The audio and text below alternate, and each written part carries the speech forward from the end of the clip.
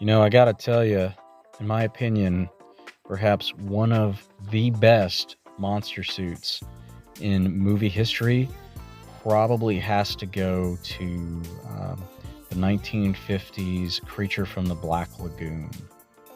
And the reason for that being is that the film is one of Universal Studios' classic monster films. And back then, if you watch the movie, back then you'll see that a lot of their shots are done underwater. And that's an actual person in a suit that's swimming around in there. And they don't have any CGI. This is long before CGI was a thing. And that means that there was an actual cameraman underwater and an actual stunt diver too. And they had to wear this suit underwater.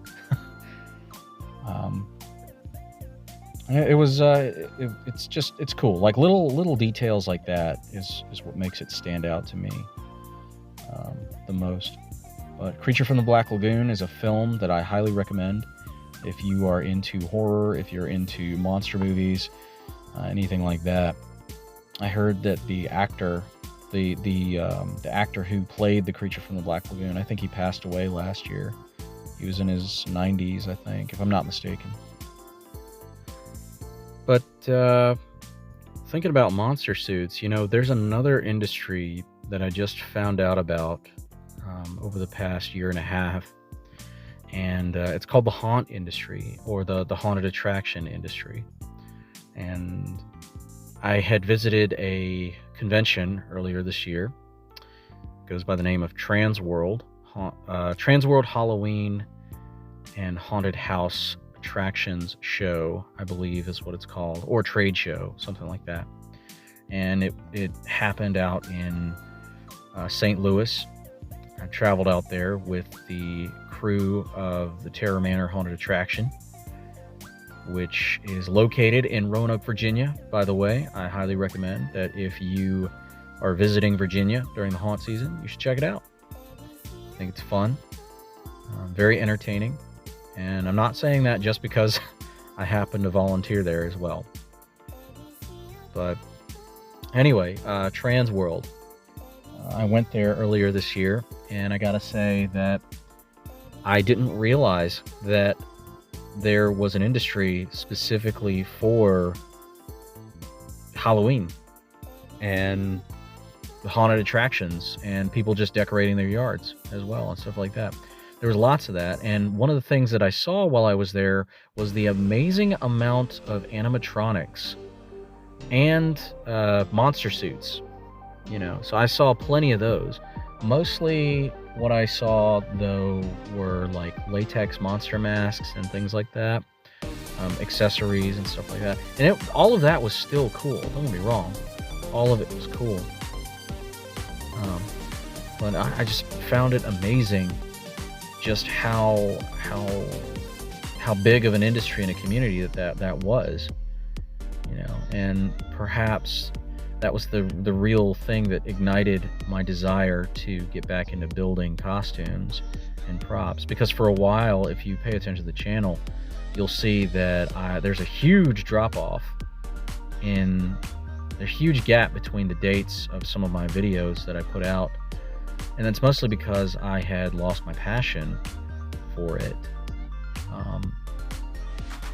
And, you know, my visit to Transworld more or less reignited that, along with the fact that last year was the first time, or 2023 was the first time I'd ever worked for a haunted attraction before in my life. And it was just so much fun. I had a blast doing that. And then this past year, 2024, was the second year I had been a part of that.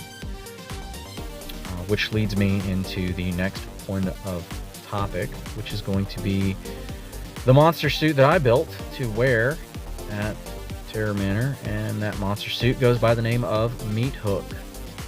And Meat Hook is a character that I designed and built from the ground up. It is a costume that requires stilts, by the way.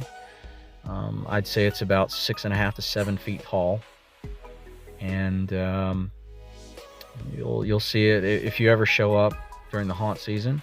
During the off season, you'll see it. It's walking around outside, just getting photos of people and having a good time. I've gotten multiple forms of remarks and feedbacks from it, and the consistency, the overall picture is that it's entertaining, like it's iconic. People like it.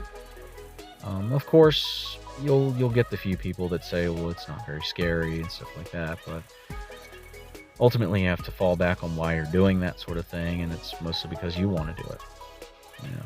And because you want to do it, it liberates you and makes it more authentic and genuine. Or that's what I've gathered. A little bit of insight there, not to get all sagely and wisdom-like on you, but yeah, Meat Hook. That's a character I built. I really got to get on breaking down more videos where I talk about some of the stuff I'm building, you know, and not just recording me putting together some D&D tiles and stuff like that. Which, speaking of that, that's what I'm working on here in this video. What I have here are some little foam trays that I bought from Dollar Tree, and I'm turning them into planks, like makeshift planks. I took a wire brush, I added some texture, and I'm making some little cobblestone slats right there. I believe, if I'm not mistaken, the tiles that I'm working on in this video are some 2-inch by 4-inch and some 2-inch by 6-inch tiles. And that's more for D&D, that sort of thing. And again, like I said in the last video, I got the recipe for this from a YouTube channel called Black Magic Craft. You know, check them out, especially if you're into miniatures and wargaming, tabletop role-playing, stuff like that. It's really cool. It's really cool. But speaking of monster suits, you know, we cannot forget the classic Alien film, the 1979 Aliens, which was directed by Ridley Scott. H.R. Giger was the genius behind the design of the creature, and I believe the screenplay was written by Dan O'Bannon, if I'm not mistaken. You have to double check me on that. But anyway, the Alien movie from 1979, that particular creature feature is a classic in monster movies. You know, and the reason for that being is that it was the first of its kind. It was the concept behind an alien creature that could reproduce by infesting other organisms, and it didn't really care too much about whether, you know, you were male or female or anything like that. And so just the whole idea behind that was just horrifying in and of itself. But the suit, I thought, was amazing. If I remember correctly, the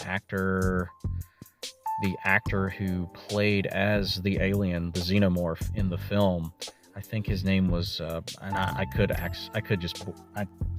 just butcher his name altogether because I don't really know how to pronounce it, but I think it's Balaji Badego or something like that. I'm sure I just butchered his name pronouncing it, but apparently he was a very tall individual, very lanky, and he fits the creature to a T, and inspired a number of other people to put on the suit in the following sequel, which is Aliens, which is probably the best out of the entire Alien franchise, in my opinion.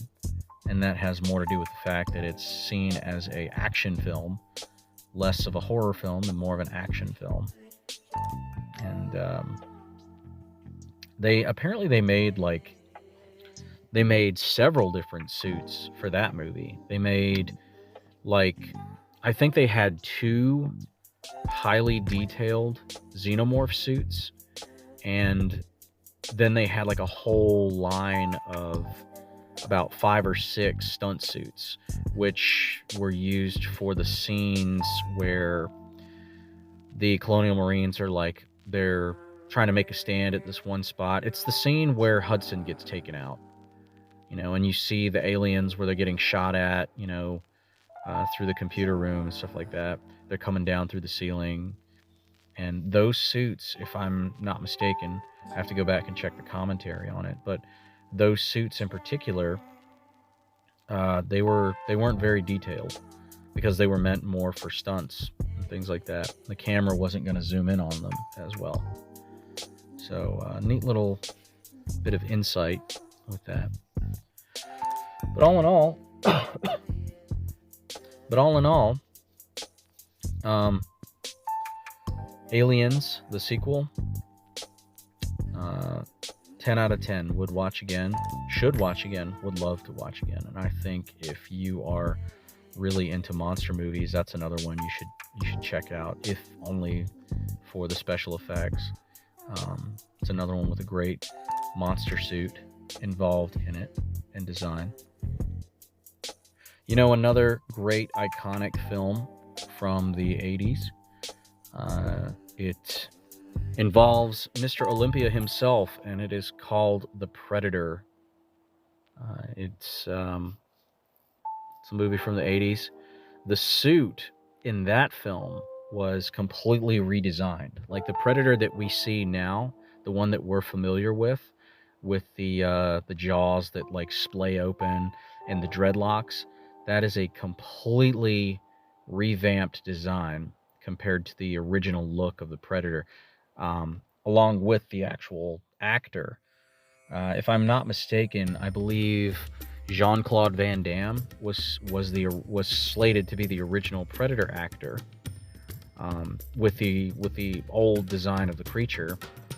But then when they redid the suit and the design, they brought on a new actor to play in that. I don't exactly know why, but I thought that how the entire suit and the entire creature was completely redesigned for that film as well. And another great monster suit that I had recently discovered was from Krampus.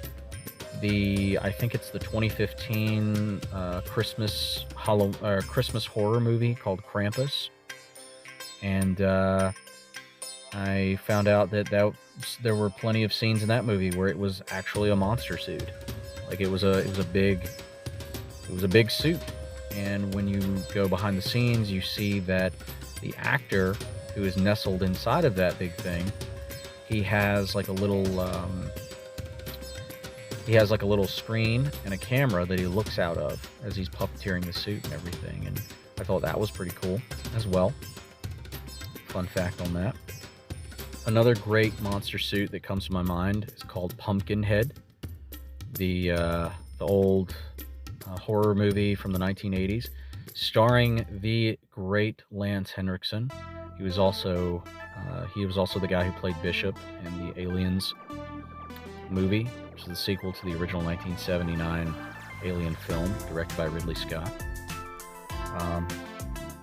Pumpkinhead is iconic when it comes to horror and monster movies. I believe the suit itself stood about 8 feet tall, if I'm not mistaken, and it was a man in stilts. I'm particularly fond of that film, mostly because of its practical effects.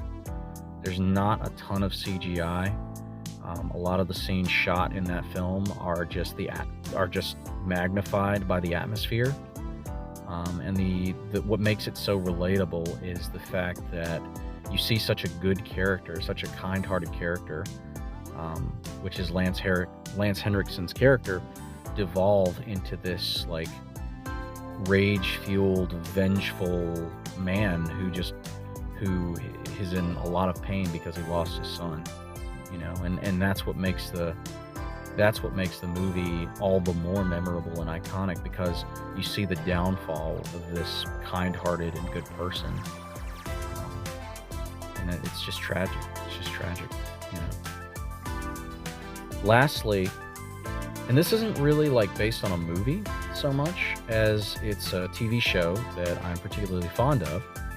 And it's from the late 90s and it stretched into the early 2000s. It was called Farscape. I am a Farscape fan. Um, and in case you guys have never seen Farscape before, I highly recommend that you do that. I believe it's got 4 seasons, and there was slated to be a 5th season, but it got canceled. And the studio went out and made a 2-hour long movie that was supposed to wrap things up for it, if I'm not mistaken. But Farscape is a gem in terms of creature features and special effects for public television. And the legendary effects studios of the Jim Henson Creature Productions and Studio Company, they're the ones that were responsible for a lot of the character designs and such like that. My personal favorite character from that show is Pilot.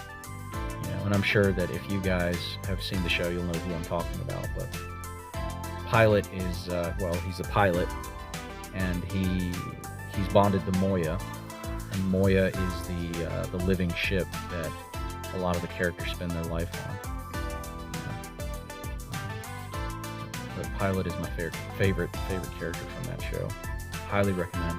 I really, really, really wish that they had made a 5th season for that, by the way, instead of just leaving it on a cliffhanger and then making a 2-hour long wrap up to it, if you will.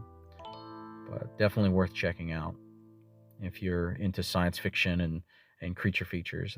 That's up there.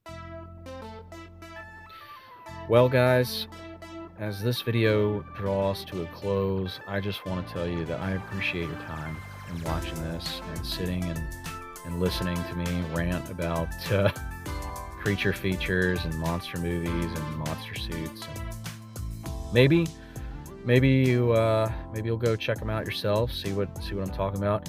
If you have a particular favorite monster suit from a movie that I have probably never heard of, feel free to leave that in the comments for myself and others to check out. And I look forward to seeing you in the next video. So take care. Peace.